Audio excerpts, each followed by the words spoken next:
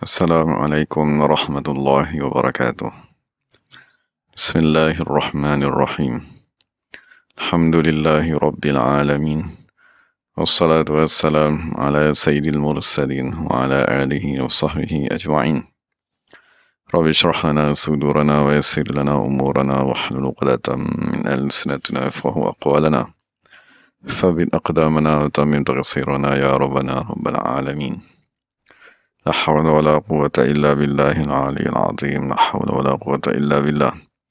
لا حول ولا قوة إلا بالله العلي العظيم. أما بعد.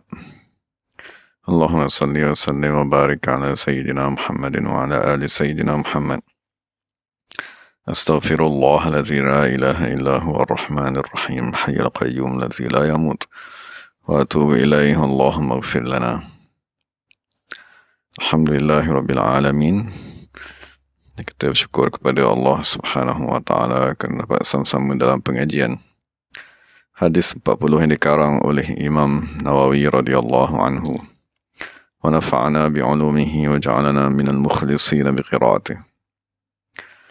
Jadi kita sampai pada hadis yang ke-17 daripada Sayyidina Abi Ya'la Shaddad ibn Aus radhiyallahu anhu. Anin Nabi sallallahu alaihi wasallam qala: إن الله كتب الإحسان على كل شيء فإذا قتلتم فأحسنوا القتلة وإذا ذبحتم فأحسنوا الذبحة وليحد أحدكم شفرته وليرح ذبيحته. رواه مسلم. Secara umum ini terjemahannya daripada Sayyidina Abi Ya'la Shaddad ibn Aus radhiyallahu anhuma daripada Nabi Muhammad sallallahu alaihi wasallam, baginda bersabda, sesungguhnya Allah Subhanahu wa Ta'ala memfardukan ihsan, berbuat baik ke atas setiap sesuatu. Maka apabila kamu membunuh, maka adalah kamu menelokkan keadaan pembunuhan tersebut. Dan apabila kamu menyembelih, adalah kamu menelokkan sembelihan, keadaan sembelihan tersebut. Dan adalah seseorang tadi menajamkan mata pisaunya dan merehatkan binatang sembelihannya. Hadis diriwayatkan oleh Imam Muslim. Jadi kita baca syarah yang ditulis oleh Imam Muhammad bin Abdullah Al-Jordani yang dinamakan dengan Al-Jawahir Al-Lu'lu'iyah. Jadi perawi ini ialah Abi Ya'la dan dia juga dipanggil dengan nama Abi Abdul Rahman. Nama ini ialah Shaddad ibn Aus radhiyallahu anhu. Dia ialah anak saudara kepada penyair Nabi Muhammad sallallahu alaihi wasallam, iaitu Hassan ibn Thabit. Dia antara manusia yang menghimpunkan antara ilmu dan hikmah. Dan penulis berkata hikmah yang dimaksudkan ialah beramal dengan ilmu tersebut. Dan Imam Sayyidina Abu Darda. Sayyidina Abu Darda ni sahabat Nabi juga. Dan Sayyidina Abu Darda ni dia lebih tua daripada Shaddad ibn Aus yang sedang kita bincangkan ni. Mana Shaddad ibn Aus ni, dia dilahirkan pada ketika umur Nabi Muhammad sallallahu alaihi wasallam 36 tahun. Mana sebelum kerasulan baginda 4 tahun, Shaddad ibn Aus ni dilahirkan. Jadi semasa Nabi Muhammad SAW berhijrah ke Madinah, maksudnya Shaddad ni dia orang Madinah. Masa Nabi berhijrah ke Madinah pada ketika umur Nabi 53 tadi, dia berumur 17 tahun. Jadi daripada umur 17 tahun tadi sehinggalah kepada umur 27 tahun, dia bersama-sama dengan Nabi SAW, bersahabat dengan baginda SAW. Jadi dia di antara sahabat yang muda, kan, belajar daripada umur 17 sampai 27. Jadi sahabat yang lebih tua, 20 tahun ataupun 22 tahun lebih tua daripada ni, iaitu Sayyidina Abu Darda berkata, Inna likulli ummatin faqihan. Sesungguhnya bagi setiap umat kepada Nabi-Nabi itu ada seorang yang faqih. Maksudnya orang yang amat memahami agama. Wa inna faqiha hadhil ummah. Sesungguhnya orang yang amat memahami agama ini dari kalangan umat Nabi Muhammad SAW ialah Shaddad ibn Aus. Dan Sayyidina Abu Darda juga berkata, sesungguhnya ada dari kalangan manusia man yu'ta ilman wala yu'ta hilman. Orang yang diberikan dengan ilmu tapi tidak diberikan dengan hilman, maksudnya akhlak. Wa inna Aba Ya'la qad utiya ilman wa hilman. Tetapi Abu Ya'la ni, dia memuji sahabat ni, dia kata dia telah dikurniakan dengan ilmu wa hilman, dan akhlak yang baik. Dan diriwayatkan bahawa sesungguhnya Shaddad ibn Aus tadi dia melebihi, maksudnya dia tadi mempunyai kelebihan ke atas golongan Ansar dengan dua sifat. Pertama sekali, bibayanin idza nataq, maksudnya dia akan bercakap dengan bahasa yang amat fasih apabila dia tadi bertutur. Wa bikazmin idza qadib, dan dia tadi berkelebihan menahan kemarahannya apabila dia tadi marah. Dan dinyatakan juga apabila dia masuk ke tempat tidurnya pada waktu malam, dia akan berpusing ke kiri, ke kanan, ke kiri, ke kanan. Dan setengah riwayat mengatakan seperti kacang yang digoreng, melompat sana, melompat ni, pusing-pusing. Wala ya'tihin naum, dan dia tak boleh tidur, dia kata. Akhir sekali dia kata, Allahumma innan nar qad asharatni. Sesungguhnya ketakutan, maksudnya api neraka, dia telah menyebabkan aku berjaga pada waktu malam. Wa azhabat annin naum, dan menghilangkan tidur daripadaku. Kemudian dia bangkit dan dia sembahyanglah sehingga subuh. Dan ini keadaan sahabat-sahabat baginda sallallahu alaihi wasallam. Maksudnya kita hari ini amat jauh kan jika nak dibandingkan dengan mereka. Dan Sayyidina Shaddad ibn Aus ni, dia terkenal sebagai ahli hikmah. Maksudnya dia bercakap beberapa perkara hikmat. Antaranya dia berkata, innakum lam taraw minal khairi illa asbabah, wa lam taraw minal syarri illa asbabah. Dan dia kata, kamu sesungguhnya manusia tidak melihat kebaikan melainkan sebab kebaikan saja, dan kamu tidak melihat kejahatan melainkan sebab-sebabnya saja. Wa al khairu kulluhu fil bihadzafirihi fil jannah, wa syarru kulluhu bihadzafirihi fil nar. Jadi dia kata kebaikan keseluruhannya berada di dalam syurga, dan kejahatan keseluruhannya ialah apabila seseorang berada di dalam neraka. Maksudnya dia kata, kalau kamu sembahyang ialah sebab kebaikan. Tapi adakah seseorang tadi telah mendapat kebaikan ataupun tidak? Dari jawapan yang kata, kamu sembahyang, kamu hanya mendapat kebaikan apabila kamu berada di dalam syurga Allah Subhanahu wa taala. Begitu juga apabila kita tadi menjauhkan diri daripada dosa. Adakah kita sebenarnya sudah terselamat daripada neraka? Tapi sekiranya kita merasa kita buat ibadat, tapi sifat api neraka tadi, sifat ahli neraka masih berada dengan orang tadi, maka orang tadi sebenarnya ialah orang yang syar. Kan maksudnya dia masih lagi berada di dalam kejahatan. Kemudian Shaddad ibn Aus berkata, sesungguhnya dunia ialah harta yang sementara, yang dikurniakan kepada orang yang baik dan kepada orang yang jahat. Maksudnya dikongsikan, maksudnya siapa saja orang yang menderhakai Allah dikurniakan juga dengan dunia. Adapun akhirat ialah janji Allah yang benar, yang dihukum oleh raja yang amat berkuasa. Walikullin banun. Dia kata setiap daripada dunia dan setiap daripada akhirat ni ada pengikut-pengikutnya. Fakunu min abna'il akhirah. Jadi kamu daripada anak-anak akhirat. Wala takunu min abna'id dunya. Janganlah kamu tadi menjadi anak-anak dunia. Maksudnya kata untuk kamu tadi mencapai akhirat, mencapai syurga yang dibincangkan tadi, hendaklah kamu menjadikan niat kamu kepada akhirat. Jangan kamu terpesong dengan gangguan dunia. Dan diriwayatkan daripada Shaddad ibn Aus, sesungguhnya dia berkata, aku mendengar Rasulullah SAW bersabda, apabila manusia menyimpan emas dan perak, maka kamu simpanlah. Maksudnya Nabi arah kepada dia. Nabi kata, kalau kamu tengok manusia sibuk simpan emas, sibuk simpan harta, benda, duit sepama, fagnis, maka kamu, wahai Shaddad ibn Aus, kamu simpanlah haula'il kalimat. Kalimat-kalimat ini akan aku ajarkan kepada kamu. Jadi apakah kalimat yang Nabi ajar khusus kepada dia? Allahumma inni as'aluka thabata fil amr wal azimata 'ala ar-rusyd.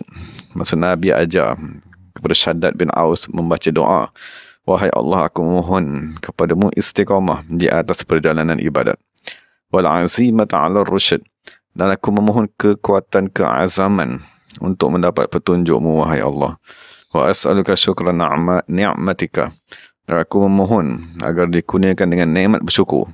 Sebab lawan daripada bersyukur ni ialah kafir, kufur. Wa husna ibadatika, dan ibadat yang elok.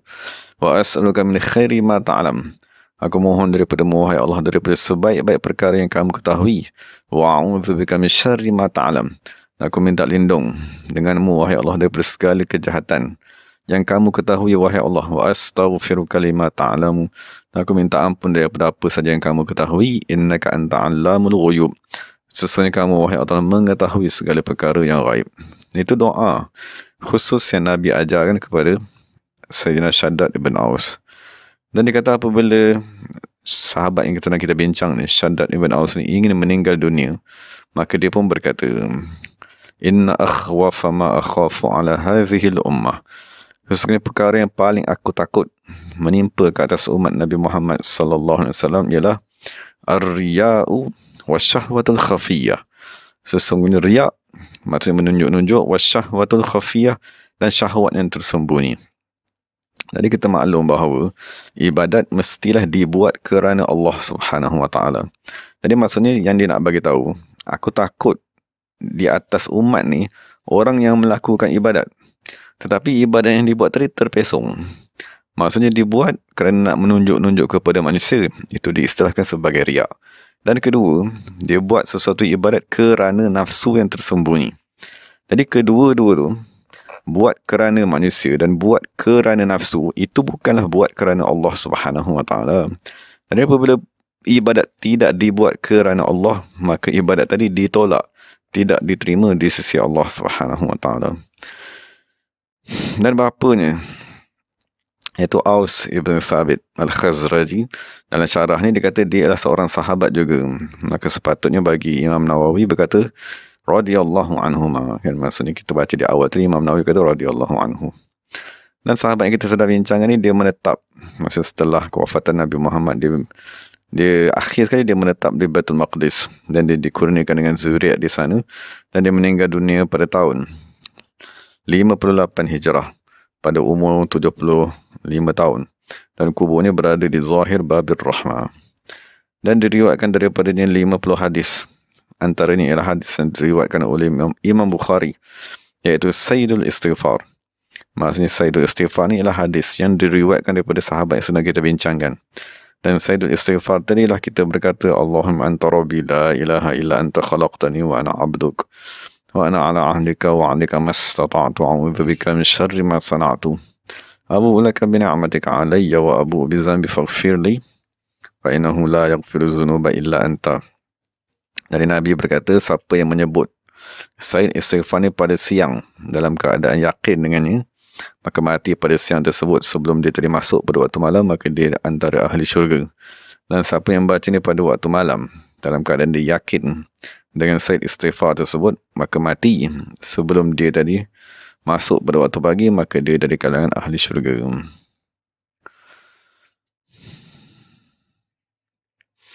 Jadi kita sambung syarahan hadis yang sedang kita bincangkan ni. Dan itu adalah beberapa perkara yang berkaitan dengan riwayat hidup perawi. Jadi hadis yang sedang kita bincangkan ni daripada Nabi Muhammad sallallahu alaihi wasallam, baginda bersabda, innallaha katabal ihsan. Sesungguhnya Allah Subhanahu wa taala memfardukan al-ihsan, maksudnya berbuat baik, ala kulli syai'in, ke atas setiap sesuatu.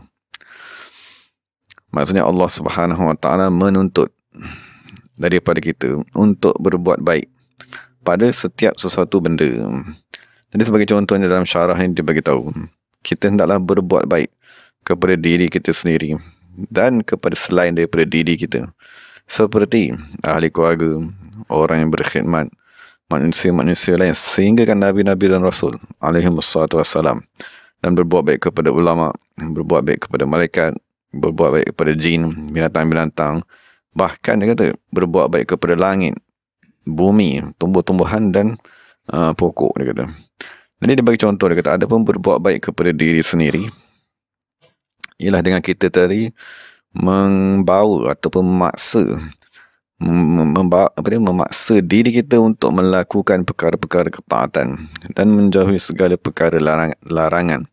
Dan jangan mencampakkan diri kita pada tempat-tempat kejahatan, dan jangan menzalimi diri kita dengan maksiat, dan jangan pula kita mentaati nafsu tersebut pada semua yang nafsu tadi inginkan, dan jangan kita tadi menggembirakan nafsu tadi dengan menyempurnakan apa sahaja kehendak nafsu tadi. Adapun berbuat baik kepada ahli keluarga dan orang yang berkhidmat ialah kita tidak bergaul dengan mereka dengan lemah lembut dan akhlak yang baik. memerintahkan mereka untuk melakukan perkara yang ma'ruf dan melarang mereka daripada perkara mungkar, mengajarkan kepada mereka apa yang mereka perlu kepadanya, jangan membebankan mereka perkara yang tidak mereka mampu, dan jangan mensia-siakan mereka. Maka setelah bersabda Nabi Muhammad SAW, memadailah bagi seseorang tadi dosa yang amat besar ialah dia tadi mensia-siakan orang yang berada di bawah tanggungannya. Maksudnya tidak mempedulikan, tidak mengajar mereka, tidak mengajak mereka, mengajarkan mereka untuk mentaati Allah Subhanahu Wa Taala, untuk mendekatkan diri, bahkan membiarkan mereka dalam dosa. Dan itu diistilahkan sebagai mensia-siakan.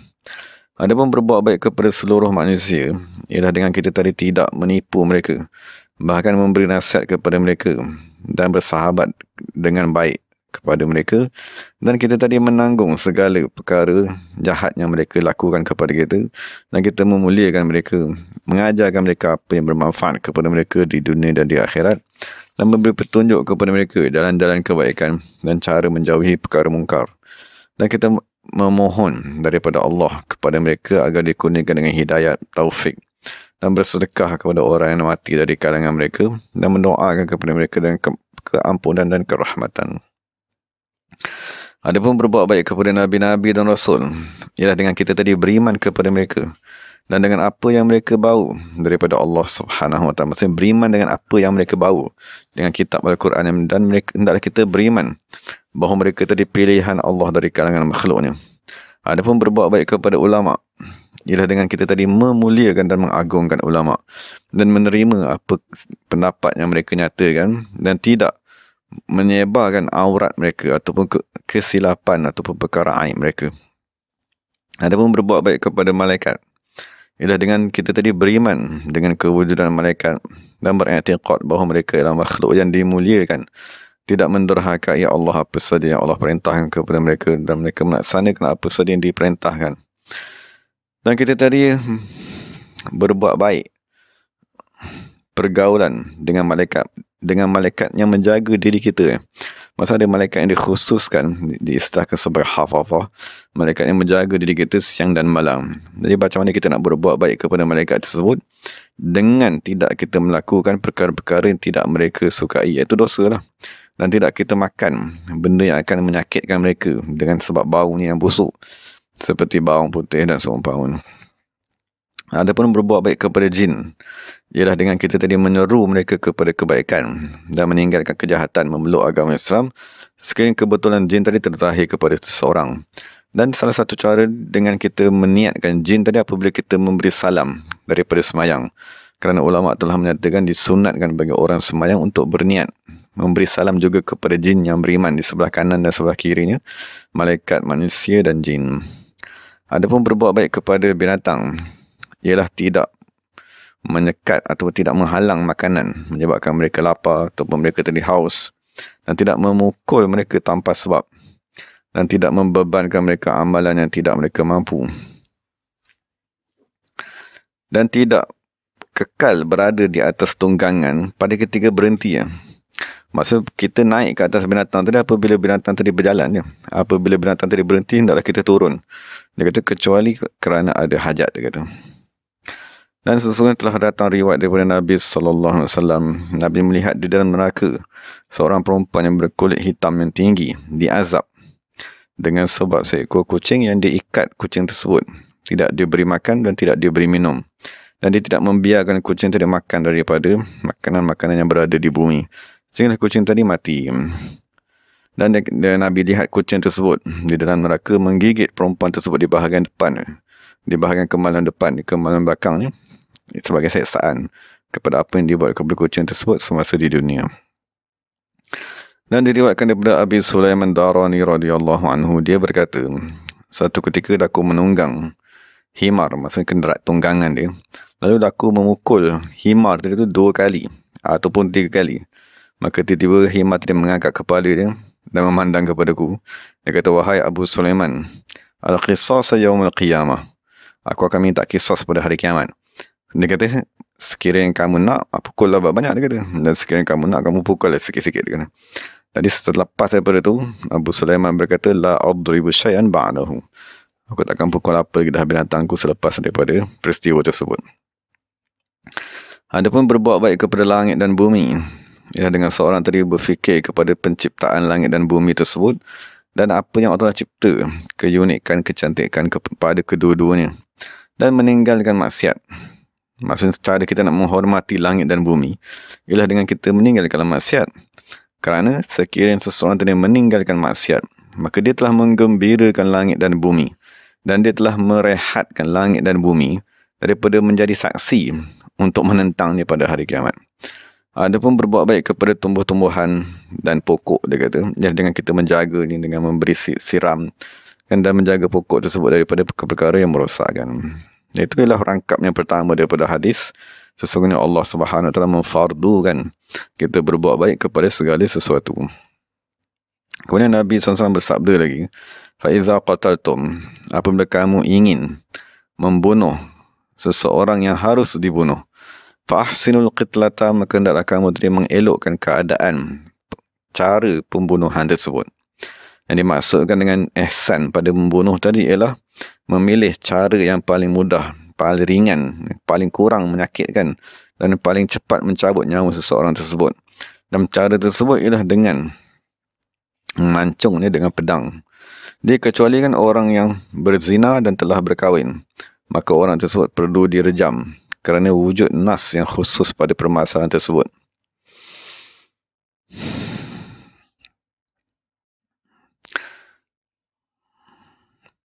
Dan setengah ulama menyatakan bahawa dimakruhkan membunuh binatang-binatang seperti kutu ataupun binatang yang menggigit, yang mengambil darah tadi, dengan api, kerana itulah salah satu bentuk azab. Kerana telah datang dalam hadis, sesungguhnya tidak boleh diazab dengan api melainkan Allah yang mencipta api tersebut. Tapi Imam Al-Jazuri wa Ibn Naji, mereka berkata, maksudnya makruh, maksudnya menghapuskan binatang dengan api sekiranya tidak terdesak kerana binatang tersebut terlampau banyak. Tapi kalau terlampau banyak sangat binatang tersebut, dia kata harus membakarnya dengan api. Maksudnya ketika amat terdesak. Kerana dia kata untuk cari seko binatang tadi, dia kata ada kesusahannya amat sangat. Dan harus kita campakkan binatang tersebut di bawah matahari yang amat terik, dia kata. Dan Imam Fahsi berkata, maksudnya sekiranya binatang tadi macam nyamuk ke, kita pukul, kita tampar dan kita tekan, kesemua perkara tersebut harus. Sekiranya binatang tadi ialah binatang yang menyakitkan, binatang yang berbahaya, maksudnya kita bunuh dengan semburan beracun, semua tu boleh, dia kata. Kerana dia berkata, apa saja yang boleh menyakitkan kamu, maka harus bagi kamu untuk membunuh, menyakiti binatang tersebut sebelum dia menyakitkan kamu. Maksudnya harus kita tadi memulakan, menyerang, maksudnya membunuh mereka walaupun mereka tadi masih belum menyakiti kita. Itu bahagian pertama lah, maksud Nabi SAW membincangkan tentang membunuh tadi, sama ada membunuh manusia kan, yang dengan hak ataupun dengan hukum hudud yang telah disyariatkan, atau membunuh binatang-binatang yang diperintahkan. Maksudnya salah satu arahan ke atas diri kita ialah membunuh binatang yang merosakkan, seperti tikus, ular dan seumpamanya. Wa idza zabahtum, dan apabila kamu tadi menyembelih, maksud apabila kamu ingin menyembelih binatang yang halal disembelih, maka hendaklah kamu tadi mengelokkan sembelihan tersebut. Cara sembelihan tadi, maksudnya diriwayatkan cara ni ialah dengan menggunakan pisau yang amat tajam, dan kita menjadikan dan mensegerakan melalukan pisau tersebut kan di tempat sembelihan tadi agar cepat roh ni tadi keluar dan berlemah lembut dengan binatang tadi, dan jangan kita tadi menyeksanya. Dan ketahuilah bahawa sesungguhnya sembelih yang diambil kira dari sudut syarak ialah dengan memotong halqum, iaitu tempat laluan nafas, dan memotong almari, iaitu tempat laluan makanan dan minuman. Adapun memotong urat darah di kiri dan kanan, maka perkara tersebut dihukumkan sunat. Dia kata dalam kitab ni, kata disunatkan seseorang tadi menyembelih unta dan seumpamanya, maksudnya binatang yang memiliki tengkuk yang panjang di bahagian bawah. Maksudnya tengkuk tadi panjang, kita sembelih ni di sebahagian bawah, kerana dia lebih cepat untuk mengeluarkan rohnya. Adapun binatang lain seperti lembu, kambing, maka disembelih di bahagian atas tengkuknya. Maka disyaratkan untuk halal binatang yang disembelih tadi ialah binatang tadi binatang yang boleh dimakan dan dia masih mempunyai sifat hayat yang masih tetap.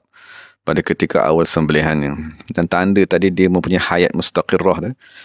Dia akan tersembur darahnya apabila disembelih, dan wujud pergerakannya amat kuat selepas sembelihan. Kemudian Nabi SAW berkata, hendaklah seseorang tadi menajamkan pisaunya. Maksudnya dibaca wal yuhidda. Dan satu riwayat mengata wal yahudda. Maksudnya menajamkan. Jadi hukum menajamkan pisau ni wajib sekiranya pisau tadi tumpul. Tapi sekiranya pisau tadi dah sememangnya tajam, maka kita tajamkan juga, maka hukumnya dipanggil sunat.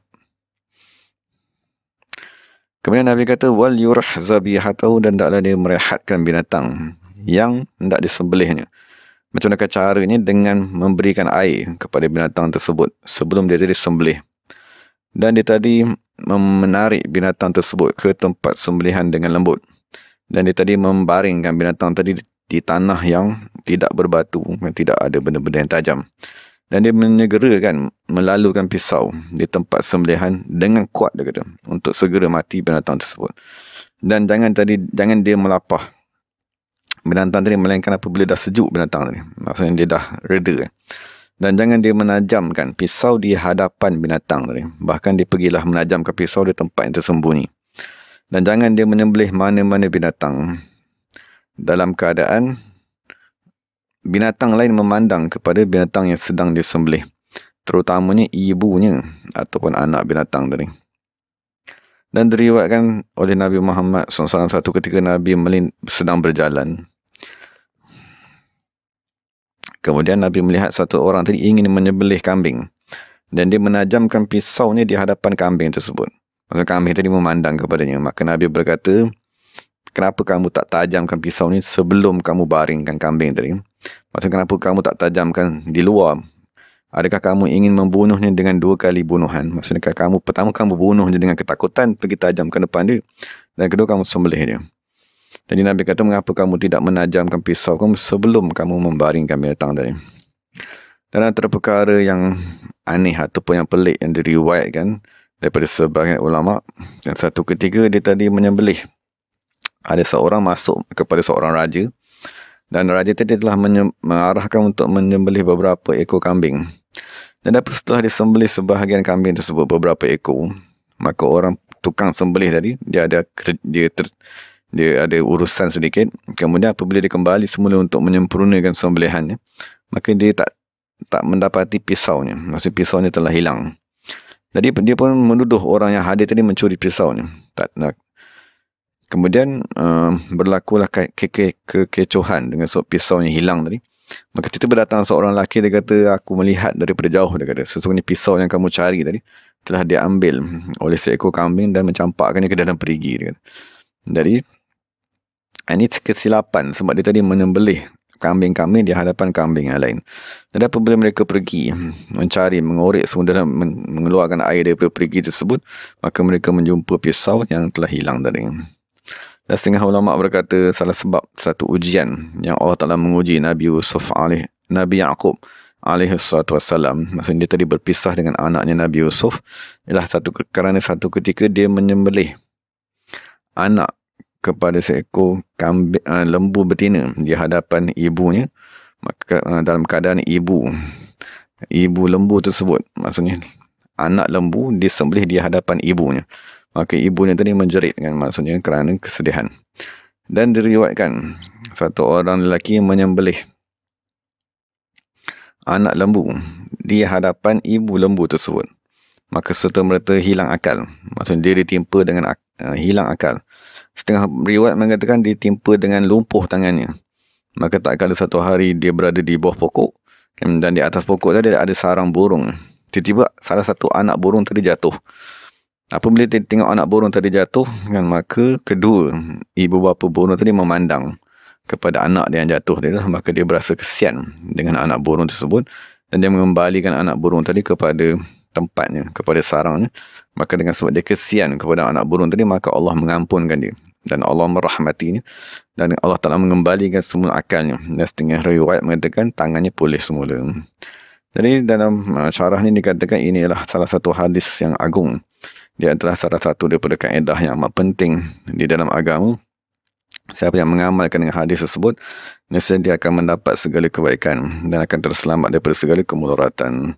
Wallahu ta'ala alam. Itu beberapa perkara yang dinyatakan oleh penulis syarah, iaitu Imam Muhammad ibn Abdullah Jordani dalam syarahnya Al-Jawahir Al-Lu'lu'iyah. Jadi moga-moga Allah Subhanahu Wa Ta'ala memberi kefahaman kepada kita, dan moga-moga kita tadi boleh mengamalkan apa yang kita dengar. Cuma sebagai penutupnya, sekiranya kita tanyalah, apakah hubungan antara ihsan dengan pembunuhan tadi? Maksudnya dalam hadis Nabi, di awal Nabi kata hendaklah seseorang tadi berbuat ihsan. Kemudian Nabi sambung dengan membunuh dan menyembelih.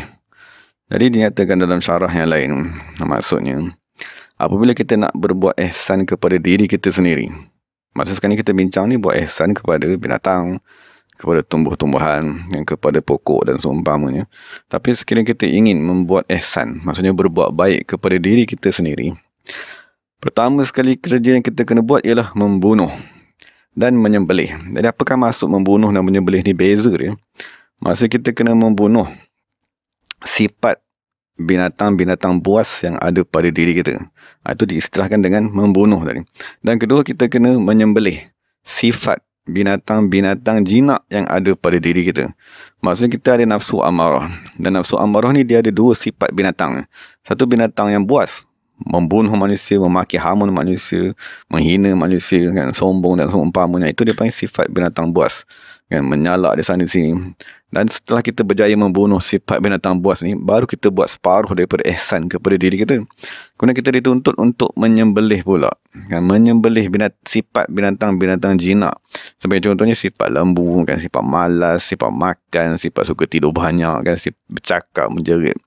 Jadi kedua-dua sifat tu sekiranya kita bunuh satu dan satu lagi kita sembelih, barulah kita sebenarnya al-ihsan, berbuat kebaikan kepada diri kita. Maka suatulah Nabi kata, sekiranya kamu tadi nak menyembelih musuh kamu, iaitu sifat binatang buas dan sifat binatang jinak tadi, fa'ahsinuz zibahah, maksudnya kamu tadi menggunakan senjata yang amat tajam. Maksud Nabi kata, hendaklah cari senjata yang amat tajam untuk membunuh kedua-dua binatang yang berada dalam diri kamu tadi. Dan tak ada senjata yang paling tajam melainkan zikrullah, berzikir kepada Allah Subhanahu Wa Ta'ala. Kerana ulama berkata, zikrullah saiful murid, yang sesungguhnya berzikir, mengingati Allah ialah pedang kepada murid, maksudnya orang yang ingin mengenal Allah Subhanahu Wa Ta'ala. Dan akhir sekali persoalan ni adalah lafaz kataba tadi. Maksud lafaz kataba ni, dia membawa makna Allah Ta'ala memfardukan. Jadi kalau kita rujuk kepada Al-Quran, apabila Allah nak kata aku memfardukan, aku mewajibkan, jadi dia ada beberapa lafaz yang Allah gunakan.